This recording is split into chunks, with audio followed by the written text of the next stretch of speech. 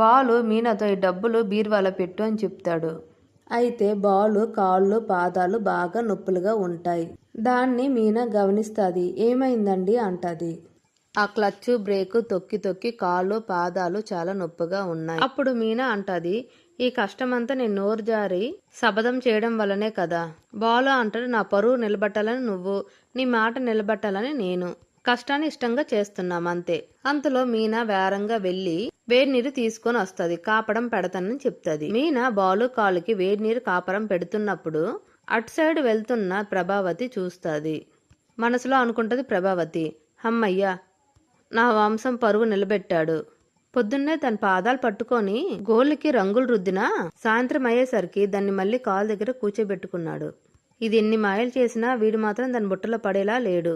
ఆ రవిగాడే బొత్తిగా పెళ్ళానికి బానిసైపోతున్నాడు. చెప్తాను వాడి సంగతి అని చెప్పి రవి వాళ్ళ రూమ్ దగ్గరికి వెళ్తాది. రవి బయటికి రారా అని పిలుస్తుంది ప్రభావతి. ప్రభావతి అడుగుతుంది, ఏది మీ ఆవిడ? శృత అమ్మా. ఇంకెంతమంది ఆవిడలు ఉన్నారు నీకు? ఒక ఆవిడే ఉందిగా. రవి అంటాడు, డబ్బింగ్కి వెళ్ళింది. మంచిదైంది, ఇట్రా. ఊరికే నీ భార్యని నెత్తిని ఎక్కించుకోవడం కాదురా, నువ్వు చేస్తున్న సేవల వల్ల రారా పోరా అని పిలుస్తుంది. రవి అంటాడు, నేను ఎవరు లేనప్పుడు రావే పోవే అని పిలుస్తానమ్మా. రే మగవాడు భార్య కాలుని పట్టుకోకూడదురా.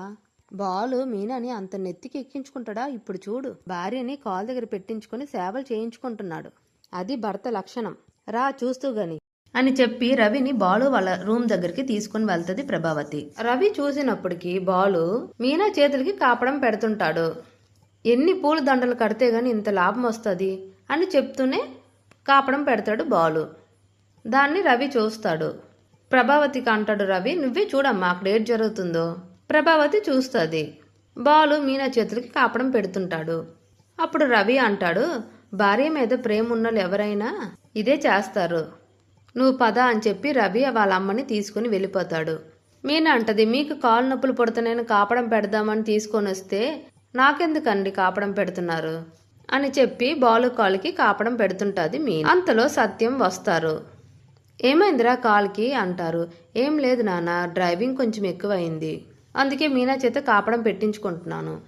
సత్యం అంటారు, అందుకే విశ్రాంతి తీసుకోవాలి. ఆదివారం ఎందుకు వెళ్తున్నావు? వెళ్ళకపోతే ఏమైపోద్ది? బాలు అంటాడు, ఆదివారం సోమవారం అలాగేం లేదు నాన్న, మనకి కష్టపడి పని చెయ్యాలి. కష్టపడి పని చేస్తే కదా నాన్న ఇల్లు గడిచేది. అందులో మీనా అంటది, అందుకే ఈరోజు ఎక్కడికి వెళ్ళొద్దని చెప్పేశాను మామయ్య. మామయ్య అంటారు, మంచి పని చేసావమ్మా. బాలు అడుగుతాడు, ఆ డబ్బా ఎట్ నానా తీసుకుని వచ్చావు? బొమ్మ తీసుకుని వచ్చానురా. బొమ్మతో ఆడే చిన్నపిల్లలు మన ఇంట్లో ఎవరున్నారు నానా? ఇది కొన్నది మీ అమ్మ కోసమేనరా. అమ్మ కోసమా? అయినా అమ్మ ఏమైనా చిన్నపిల్ల బొమ్మతో ఆడుకోవడానికి? ఇది ఆడుకునే బొమ్మ కాదురా, ఇది ఆలోచించే బొమ్మ. సరే మీ అమ్మకి చూపించి వస్తాను అని చెప్పి వెళ్తారు. సత్యం ప్రభావతి దగ్గరికి వెళ్తారు. చేతిలో ఏటండి ఆ డబ్బా? సత్యం ఆ డబ్బాని ఓపెన్ చేస్తారు. అందులో 3 కోతి బొమ్మలు ఉంటాయి. ప్రభావతి అంటది, కోతులు తెచ్చారేటండి? సత్యం అంటారు, ఈ 3 కోతులు చాలా ఇంట్లోని సమస్యలు లేకుండా చేశాయి. ప్రభావతి అంటది, ఎలా చేశాయి? ఇవేమైనా మంత్రించిన కోతులా ఏంటి? ఇవి మంత్రించిన కోతులు కావు, మనుషులు ఏం చేయకూడదో చెప్పే కోతులు. ఈ నోరు మూసుకొని ఉన్న కోతి ఏం చెప్తుందంటే, ఇంట్లో అందరూ ప్రశాంతంగా ఉన్నప్పుడు నోటుకొచ్చినట్టు వాగకూడదని చెప్తుంది. మంచి తప్ప చెడు మాట్లాడకూడదని నోరు మూసుకుంది. ఈ చెవులు మూసుకున్న కోతి ఏం చెప్తుందంటే, మనకి సంబంధం లేని విషయాలు వినలేక తలనొప్పి తెచ్చుకోవడం కంటే చెవులు మూసుకుంటే ఎవరికి ఏ సమస్య లేదని చెప్తుంది. ఈ కళ్ళు మూసుకున్న కోతి ఏం చెప్తుందంటే, ఈ ఇంట్లో భార్య భర్తలు సంతోషంగా ఉన్నప్పుడు చూడలేకపోతే అలాంటప్పుడు కళ్ళు మూసుకుంటే చాలా మంచిది అని ఈ కోతి చెప్తుంది. గొడవలతో సమస్యలు వచ్చాయని నేను చెప్తుంటే ఈ ఇంట్లో నేనే పెద్ద సమస్య అని చెప్తున్నారేటి? నిజమే కదా మరి, ఎవరు బతుకులు బతకనివ్వకుండా వాళ్ళ జీవితాల్లో తొంగి చూసి వాళ్ళ ముచ్చట్లు దొంగచాటుగా వింటూ నోటుకొచ్చింది వాగుతున్నావు. నీ గౌరవాన్ని నువ్వే తగ్గించుకుంటున్నావు. కాబట్టి ఈ కోతుల్ని మంచానికి ఎదురుగా పెట్టుకొని రోజు ఉదయాన్నే చూస్తూ ఉండు. ప్రభావతి అంటది, చివరికి నన్ను కోతుని చేశారనమాట. భలే దానివే, నిన్ను కోతులతో పోల్చి దాని పరువు నేనెందుకు తీస్తాను అని చెప్పి సత్యం వెళ్ళిపోతారు. అక్కడ నేను చేపలు తీసుకొని వస్తాను అని చెప్తుంది మీనా. బాలు అంటే నేను తీసుకొని వస్తాను వెళ్ళి. లేదు మీకు కాలు నొప్పులు కదా, నేను తీసుకొని వస్తాను, రెస్ట్ తీసుకోండి హస్బెండ్ గారు అని చెప్పి మీనా వెళ్తుంది. అలాగే వైఫ్ గారు రెస్ట్ తీసుకుంటానని చెప్తాడు బాలు. అంతలో మనోజ్ వాళ్ళ అమ్మగారిని రూమ్లోనికి లాక్కొని వచ్చి తలుపేసి కాళ్ళు పట్టుకొని, అమ్మా నన్ను కాపాడమ్మా కాపాడు అని చెప్పి ఏడుస్తాడు. రే ఏమైందిరా లే అని చెప్తుంది ప్రభావతి. మనోజ్ అంటాడు, మునిగిపోయానమ్మా, శాంతం మునిగిపోయాను. ప్రభావతి అంటది, ఏడుస్తున్నావేంట్రా, చెప్పేడు. మనోజ్ జరిగిన మొత్తం కథంతా చెప్తాడు. కథంతా విన్న తర్వాత ప్రభావతి షాక్లో ఉండిపోతుంది. మనోజ్ అంటాడు, అమ్మా ఏమైందమ్మా, నీకేమైంది? డబ్బంతా పోయిందారా? మొత్తం పోయిందా? అంతా మోసపోయావా? లక్షలు లక్షలు ఎలారా మోసపోతున్నావు? ఎందుకురా ఇలా చేస్తున్నావు అని బాగా కొడుతుంది ప్రభావతి. అమ్మా ఆగమ్మా ఆగు, ఇలా జరుగుతుందని కల్లో కూడా అనుకోలేదమ్మా. ప్రభావతి అంటది, నోరు ముయ్, చదువుకున్నావు కదా, అన్ని డిగ్రీలు తెచ్చుకున్నావు కదా, ఆ డిగ్రీలని చెత్తకుప్పల పడే. ఒక్క పనిని సరిగా చేసావంట్రా? మాట ఆడితే బిజినెస్ మ్యాన్ అంటావు. బిజినెస్ మ్యాన్ అంటే లాభాల మీద లాభాలు తెచ్చుకునే వాళ్ళరా. నీలాగా లక్షలు లక్షలు మోసపోరు. నీకంటే మీనానే నయం రా. రూపాయి పోగేస్తుంది చెమట దద్దమ్మ అని బాగా తిడుతుంది ప్రభావతి.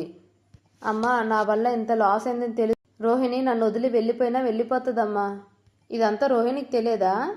తెలియదమ్మా. ఎంత డబ్బులు పోయావురా? 4 లక్షలమ్మా. 4 లక్షలా? అయిపోయింది ఈ బిజినెస్, ఇంకా సంకనాకపోయింది.